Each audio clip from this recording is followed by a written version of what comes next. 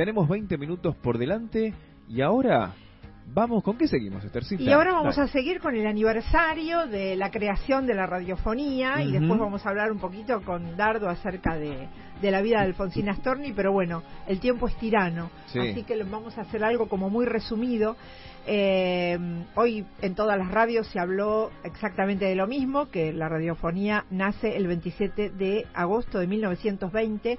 Argentina fue pionera en radiofonía de habla hispana, fue el tercer país a nivel mundial en realizar transmisiones regulares. Se transmitían en un principio conciertos, deporte, en los deportes se transmitía todo lo que era fútbol y boxeo. Y el radioteatro, que es lo que acabamos de hacer, nace en la década del 30. La primera transmisión masiva la realizaron estudiantes de medicina, que fueron Enrique Susini, Luis Romero Carranza, César Guerrico y Miguel Mujica. Y la primera transmisión se hizo desde el techo de un edificio, por eso se los bautizó como los locos de la azotea, ¿no? Se llegó a transmitir desde el Teatro Colón cuando esto fue avanzando, luego empezaron a emitirse noticias, y de aquellas experiencias surge la radio argentina. Llega la radio sudamericana, la radio Brusa, conocida posteriormente como Radio Excelsior, Splendid, Municipal, y en 1923, con la asunción del presidente Marcelo Torcuato de Alvear, fue cuando se transmitió la primera vez en vivo, cuando asumió como presidente. El radioteatro nace centrado en canciones y payadas, no fue radioteatro en sí mismo al principio, sino que fueron más que todo payadas. Y la introducción de los parlantes modificó las condiciones de escucha. La familia se reunía alrededor de la radio para escuchar determinados programas. Y en la década del 30 nace Radio Mitre, Radio El Mundo y Radio Belgrano. Y a través, después de esto, surgieron revistas especializadas en programación radial como Radiolandia y Antena. Y el radioteatro se convierte en un género popular masivo. Eva Perón se hizo popular como actriz de radioteatro a comienzos de la década del 40. Y en los años 40 fueron la época de oro. Por ejemplo, en 1946, donde triunfó Juan Domingo Perón como presidente, la radio fue el escenario central de transmisión. Y el género dramático del radioteatro se impone en las masas. Obras de Abel Santa Cruz, Nené Cascallar, María del Carmen Martínez Paiva marcaron un hito. Actores como Oscar Casco, Hilda Bernard, Susi Ken, Rosa Rosen, Jorge Salcedo, Julia Sandoval, Eduardo Rudi fueron reconocidos por su actuación en la década del 40. Y en los programas de humor debutó la inigualable Nini Marshall con los personajes de Cándida y Catita, y Luis Sandrini representó al famoso Felipe, ¿no? Que también lo hizo reconocido a nivel nacional. En 1960, Cacho Fontana revolucionó todo con Fontana Show y Héctor Larrea con Rapidísimo. Que duraron ¿cuántos años? Un montón. Décadas duraron esos programas. Después vinieron Argentinísima, Magdalena Tempranísimo, Modal en la Noche de Con Amigos, Soldán Esquina Tango, La Vida y el Canto. Y en el 70, en la década del 70, la FM, programas musicales. En los 80 se volvieron tendencia los programas con opinión y menos entretenimiento con la vuelta de la democracia. Yo recuerdo, de Modal en la Noche, la canción de presentación que era Curiosa Noche, con los libros y mi radio. También hay que destacar que hay muchas mujeres en la radio muy importantes. Magdalena Ruiz Nazú, María Isabel Sánchez, María Laura Santillán, Tete Custaró, ahora está también Romina Bangel, Viviana Canosa. Hay un montón de mujeres que nos hacen, a la mujer nos ponen en un lugar bueno. ¿Puedo nombrar a una? Nora Perlé. Me enamoraba de esa voz. Betty Lezalde. Qué cosa rica. Se completa con Nucha Menguala, 3 locutoras top en ese momento. La mujer, digo esto para que me acepten acá, ¿no? La mujer ha puesto una dulzura en la radio excepcional. Sí. realmente un encanto. Yo lo que quería acotar simplemente lo que Esther ha hecho muy completo, y todos lo que han hablado ustedes acá de la radio, es que la primera obra musical fue Parsifal de Richard Wagner, el famoso compositor, el primer concierto. El primer concierto fue para Richard Wagner, Parsifal. Así que los que eran medio fanas de Mozart y de Beethoven se quedaban mal.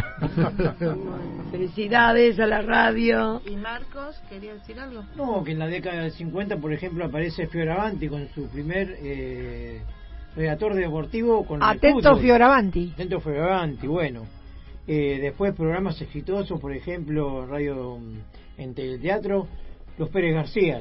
Sí. Una familia típica. Entre los guionistas aparecen Alberto Migré y Celia Alcántara. A los mediodías, los escuchaba cuando venía del colegio ya. Y cómo no olvidarnos del programa humorístico como Los Cinco Grandes de Buen Humor. Sí. Y la revista Dislocada. El Zorro. Wimpy. Después aparece Luisa Idea Sojit con Coche a la Vista. Y bueno, es innumerable, realmente la radio dio mucho, ¿no? Está dando muchísimo. Una riqueza muy grande, sí. Yo quería contar también que tuve la suerte de trabajar con él unos años de El Gallo Loco, Eduardo Colombo, en una época donde él me ha contado que las radios a las 12 de la noche, creo que o a la 1, anunciaban el cierre de la transmisión. Y él un día se le ocurre hacer un programa de madrugada.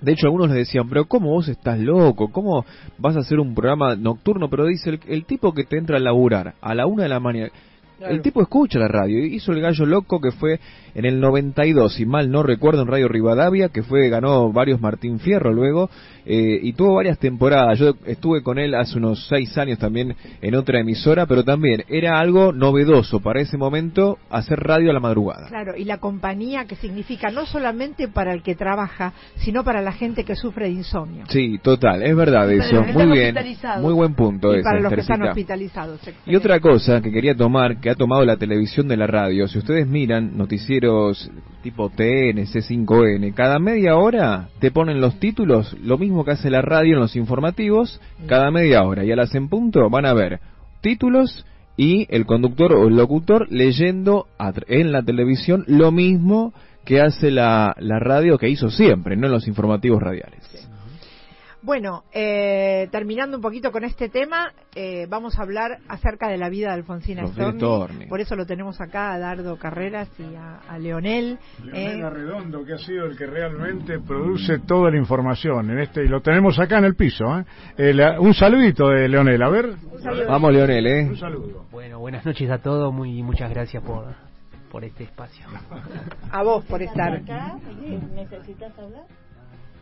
Bueno, antes que nada quisiera confirmar el encanto que ha sido escuchar a Vacareza por toda la gente acá del teatro, Radio Teatro. Realmente gracias. Fantástico, me hicieron pasar un momento bárbaro. Bueno, por lo menos hoy nos estás dando la devolución, porque la semana pasada Julia te pedía la devolución y vos no le dijiste. No, realmente el tema de Alfonsina Storni es una historia que justamente con Esther estábamos comentando que habría que hacerlo en 2 programas, ¿no es cierto? Sí.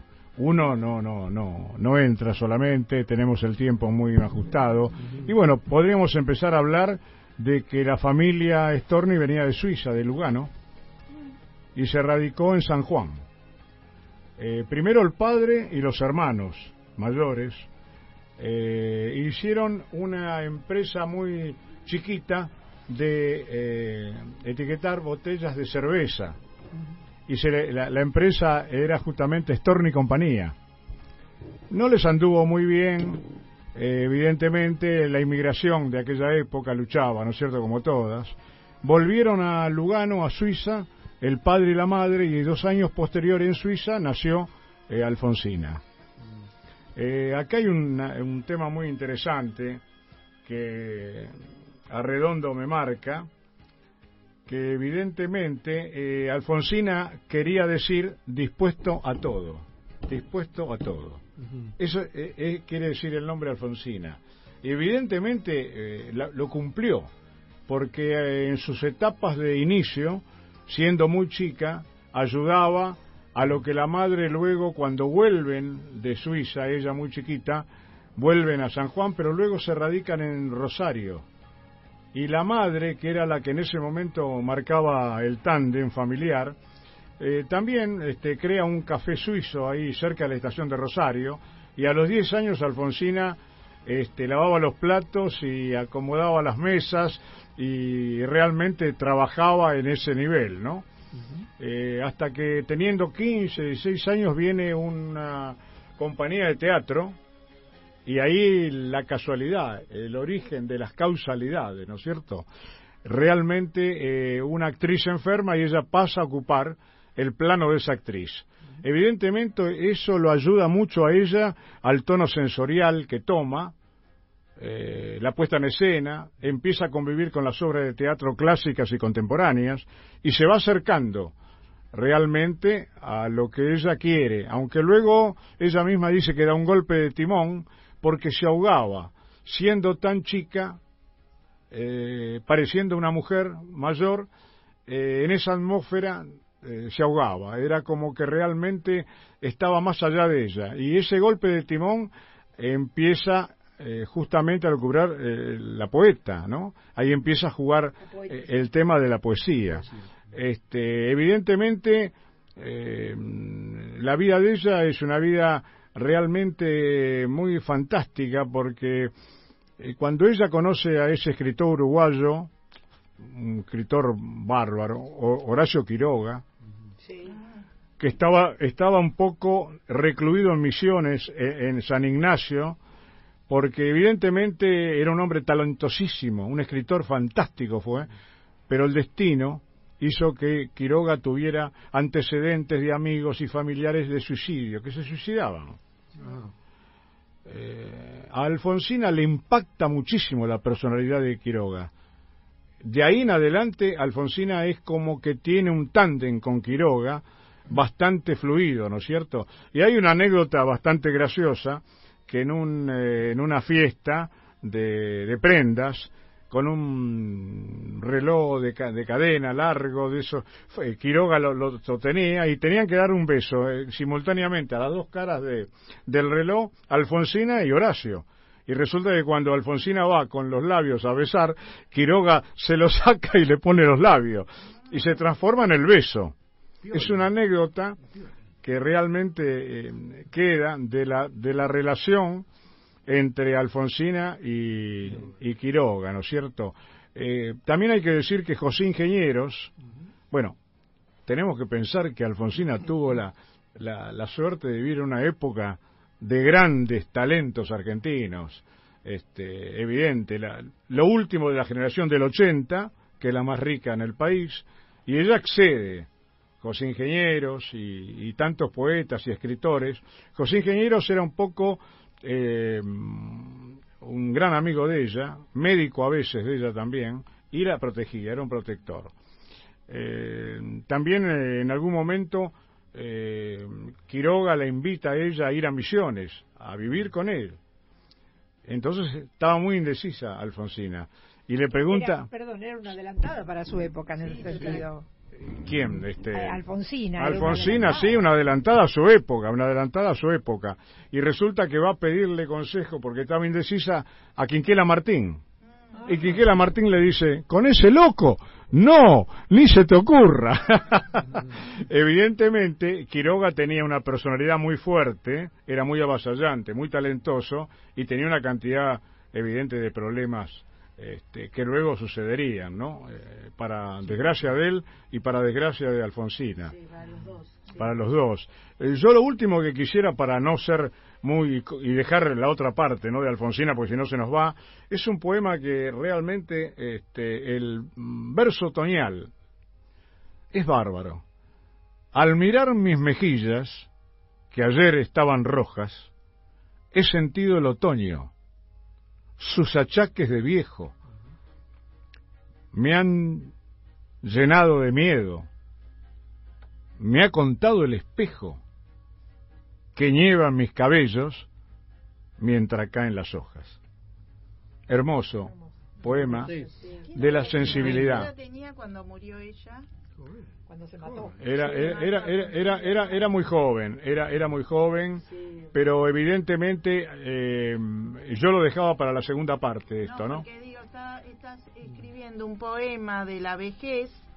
No, tenía 17 años cuando escribió esto. Ah, qué bárbaro. Pero tenía un alma, sí, estaba adelantada, tenía como un alma vieja. Ahora, si bien vamos a hablar después, ¿no?, de la vida y demás, ¿por qué se mató?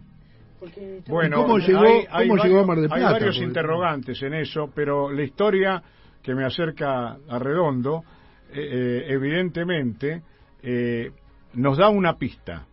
Primero, ella tuvo un cáncer de mama, sí, que le afectó muchísimo. No hay duda que era una persona muy sensible, una mujer muy sensible, como tiene que ser ese espacio, ¿no?, de los poetas. Evidentemente hay una sensibilidad de esta gente.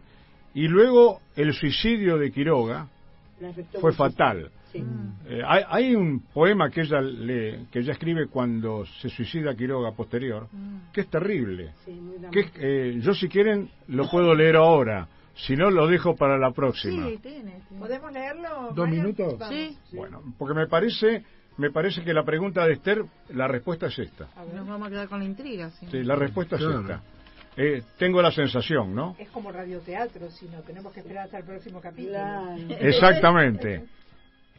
Estos versos son conmovedores. Sí, muy dramáticos. Morir como tú, Horacio, en tus cabales, y así como en tus cuentos, no está mal mi rayo a tiempo, y se acabó la feria. Allá dirán, más pudre el miedo, Horacio, que la muerte,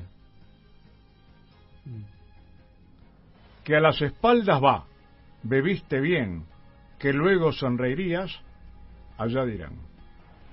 Ella le tiene mucho... Lo está marcando, ¿no? Sí. Lo está marcando. Lo que pasa es que ella no tolera la enfermedad, no quería vivir la enfermedad y no toleró la muerte de él, de su gran amor, no lo toleró. Claro, fíjate cuando dice, más pudre el miedo, sí, Horacio, que la muerte. Sí. Ahí está encerrado. Sí. Ahí tenés la significación de un montón de cosas que decís, lo puedo llegar a entender, sí, ¿no? A comprender. Sí, tenía miedo a estar enferma, al sufrimiento. No, por eso para ella era menos terrible la muerte que el propio sufrimiento. Ahora yo dejo para la segunda parte lo que Alfredo Palacios, nombrado para darle el final, lo que dice Alfredo Palacios es para no perdérselo. Eso lo dejamos para el martes que viene.